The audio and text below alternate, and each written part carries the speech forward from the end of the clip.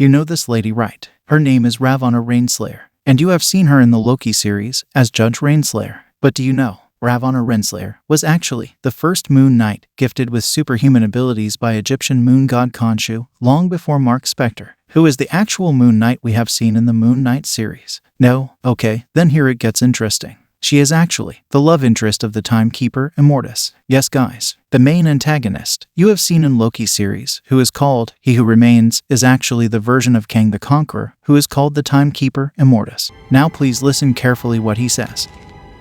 He who remains. He who remains. She still calling me that? She still calls me that. Here, she depicts Ravonna or Judge Rainslayer. Creepy. Right. I like it. Immortus possesses several formidable powers and abilities related to time manipulation. He has extensive knowledge of temporal physics and can travel through time at will. He can also create temporal fields to alter the flow of time in specific areas. But his main role is a guardian of the time stream. Immortus takes on the responsibility of protecting the integrity of the time stream and to keep the flow of time balanced, and prevent creation of any divergence. He works to prevent disruptions and alterations to the timeline, ensuring that the past, present, and future remain intact. Immortus often acts as a mediator, manipulating events and individuals to maintain the balance of time. And there is more, guys. Did you know that the actual name of the legendary Kang the Conqueror is Nathaniel Richards? And he is father of Reed Richards, also known as Mr. Fantastic, whom we know as the Rubber Man of the Fantastic Four. Well, hello guys, this is the Manga Comics and Anime Explainer.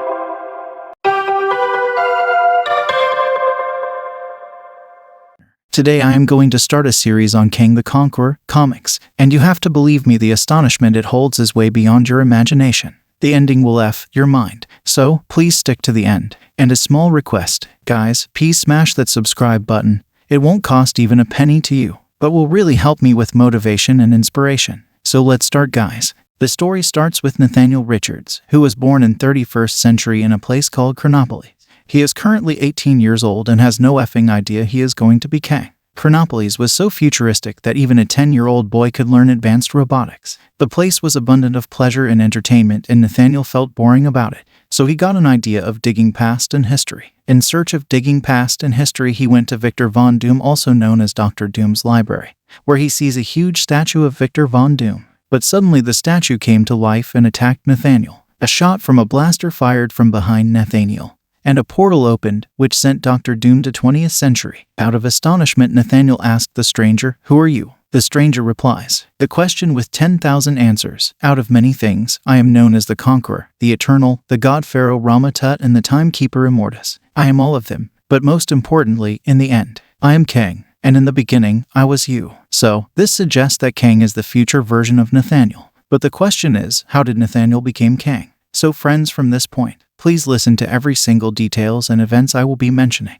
because it will all add up in the end. So, please have your concentration here. And a request to you all, guys, please like and subscribe to the channel. It's totally free and won't even cost you a penny, but will really help me with lots and lots of inspiration and motivation. Now, let's continue. Now Kang offers Nathaniel, "Would you like to dig up history or create your own?" Nathaniel agrees, and Kang opens a time portal behind, through which Kang will show Nathaniel infinite number of times and worlds, eras that sing Kang's name in his praise, and worship him like a god. But it will also show his loss, frustration, and defeat. Nathaniel agrees and both jumps into the time portal. But let me tell you, friends, this is also a plan of Kang, and Nathaniel is fooled by Kang. How? We will see in the end. Please stick to the end. Kang took him in 65 million years and passed to a place called Chicxulub.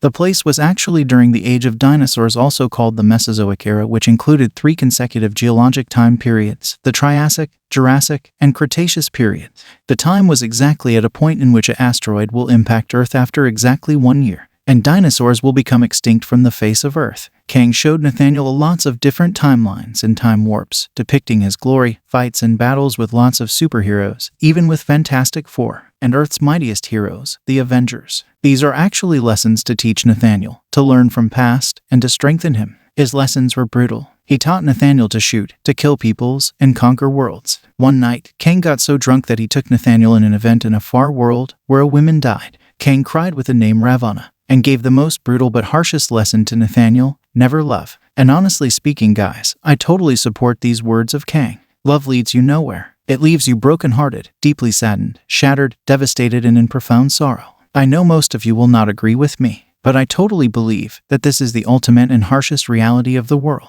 Now let's focus in our main story. One day Nathaniel was roaming alone on the jungle and came face to face with a T-Rex, and he shot dead it with a blaster, and he saw someone else standing there. It was a girl named Addie, and Nathaniel felt a spark in his heart for her. He wished in that moment for the feeling to stay forever. But time is a curse, it passes anyway. Addie took Nathaniel to their elder who was called the Lasting Peace. He forecasted Nathaniel to be a conqueror, and in return to the favor of slewing the beast T-Rex and saving lives, the elder gave him a mark on his face with a pain.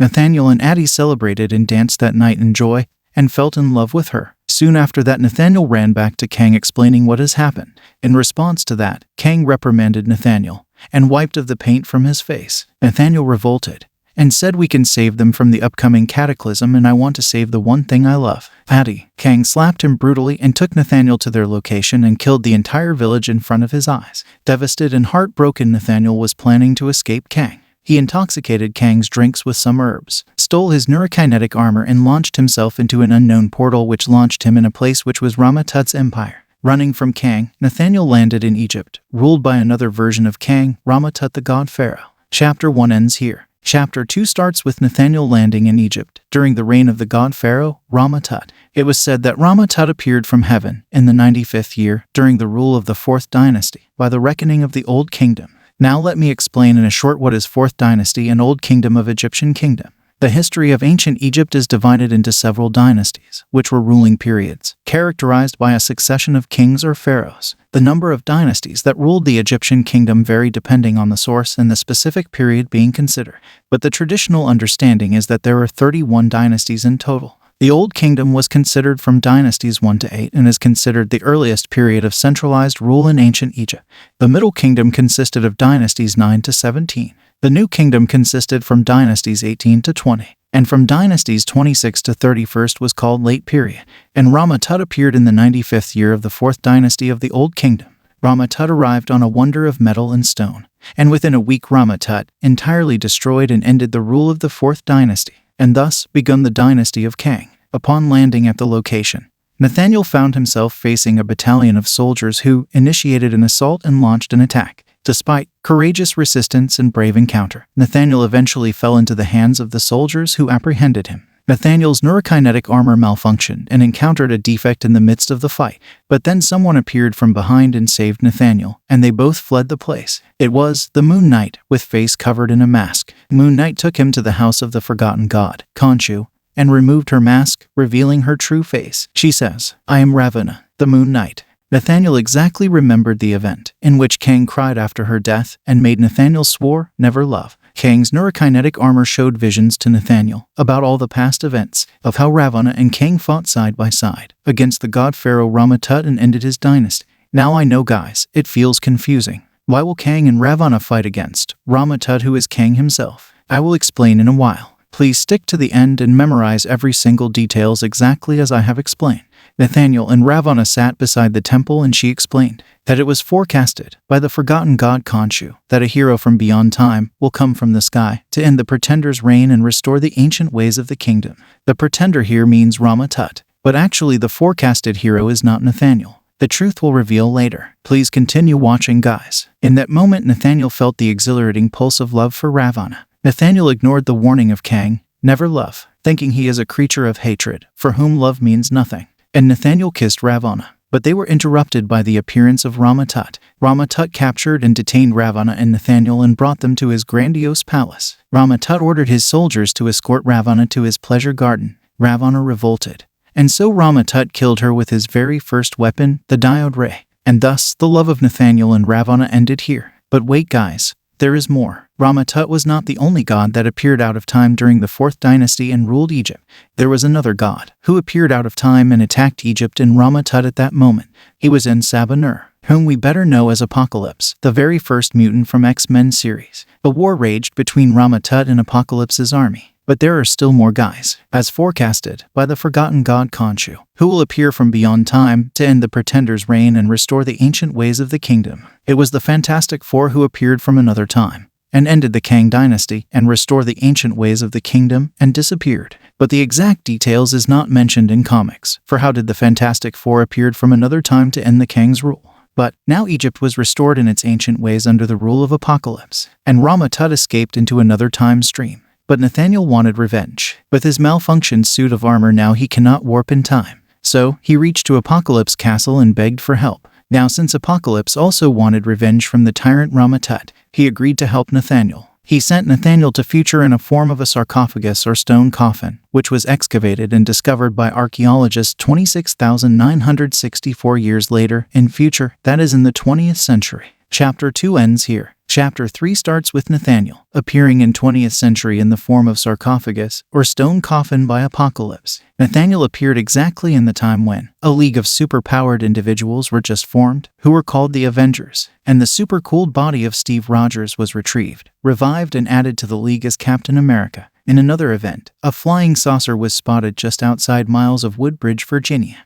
and this is actually Kang invading Earth. Nathaniel prepares himself a weapon and marks his face with black paint and readied himself to hunt down Kang. On the other hand, the Avengers were fighting the invasion of the flying saucer with no idea about who is Kang. The Avengers then consisted of Captain America, Thor, Iron Man, the Giant Man, and the Wasp. The Giant Man here is actually Dr. Hank Pym, and the Wasp is Janet Van Dyne. It's an alternate version of Ant-Man, what you have seen in the movies. I will explain it in some other video. Nathaniel somehow enters the flying saucer. As being an alternate version of Kang, he can easily bypass the security and breach the ship without Kang even noticing it. Kang was facing defeat from the Avengers and preparing to retreat into time stream.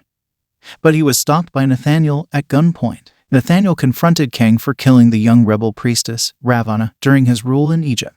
Nathaniel reveals Ravonna was his love, and so now he is here to avenge her death. He reveals his intention of killing Kang and erasing him from all the time of conquest of Kang, and will take back this ship to the old kingdom of Egypt, and will save Ravonna. Then burying the legacy of Kang into dust, Nathaniel will live an unconquered life with Ravonna. Kang warns Nathaniel that if he intends to do as he says, it will destroy the chrono stream or time stream by creating a paradox, and the very fabric of time will be poison.